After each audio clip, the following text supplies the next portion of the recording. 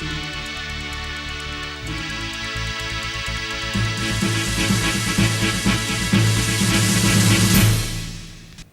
Kepolisian Restor Kota Banda Aceh kembali memusnahkan barang bukti narkoba hasil tangkapan dalam 3 bulan terakhir, dan pemusnahan tersebut dilakukan di halaman Mapores setempat. Sebanyak 1,1 ton narkoba jenis ganja dimusnahkan di halaman Mapolresta Banda Aceh.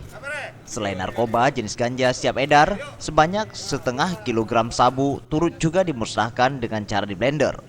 Pemusnahan ganja yang dilakukan dengan cara dibakar itu dipimpin langsung oleh Kapolresta Banda Aceh, Kombes Pol Trisno Rianto, dan turut dihadiri oleh BNNK Banda Aceh, jaksa, pengadilan, dan unsur forum komunikasi pimpinan daerah Banda Aceh.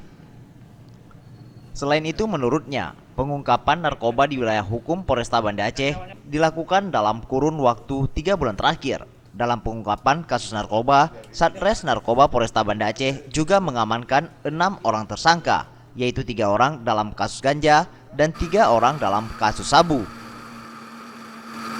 Pada hari ini kita bersama-sama memusnahkan barang bukti narkoba, yang terdiri daripada ganja dan sabu. Barang bukti narkoba ini hasil daripada kegiatan Polres selama 3 bulan terakhir ini. Untuk ganja kita ada kurang lebih 1,1 ton.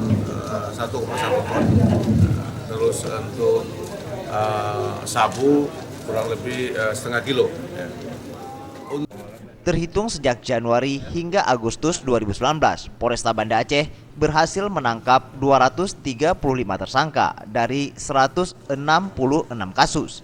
Dan ini jauh meningkat dibandingkan dengan tahun 2018 di periode yang sama, yaitu sebanyak 130 kasus.